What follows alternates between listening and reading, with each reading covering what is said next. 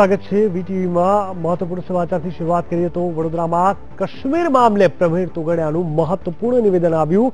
સેના પર હુમલો કરનારા પર કાર્પેટ બોમ્બિંગ કરો। જી હા, પ્રવીણ તોગડિયા આટલું મોટું નિવેદન આપી દીધું। પથ્થર મારનારાને ગોળી મારો, આવું પણ પ્રવીણ તોગડિયાનું કહેવું હતું। કાશ્મીરમાં સહાય કરવા કરતા ખેડૂતોને વ્યાજ માફી આપવાની વાત કરી હતી।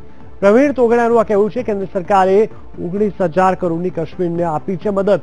ત્યારે ભગવાન પરશુરામની શોભાયાત્રામાં આવું સ્ફોટક નિવેદન આપ્યું છે વીએચપી નેતા પ્રવીણ તોગડિયાએ।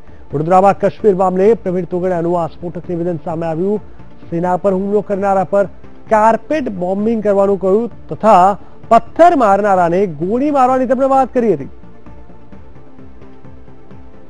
તો કાશ્મીરમાં સહાય કરવા કરતા ખેડૂતોને વ્યાજ માફ કરવાની વાત કરી। આ સિવાય કેન્દ્ર સરકારે 19,000 કરોડની કાશ્મીરીઓને મદદ કરી હોવાનું પણ તેમણે કહ્યું હતું।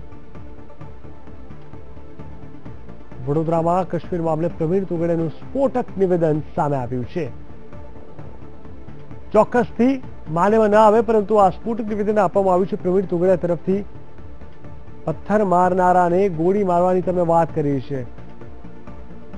આખરે સ્ફોટક નિવેદનની શું અસર થાય છે તે તો આગળનો સમય જ બતાવશે।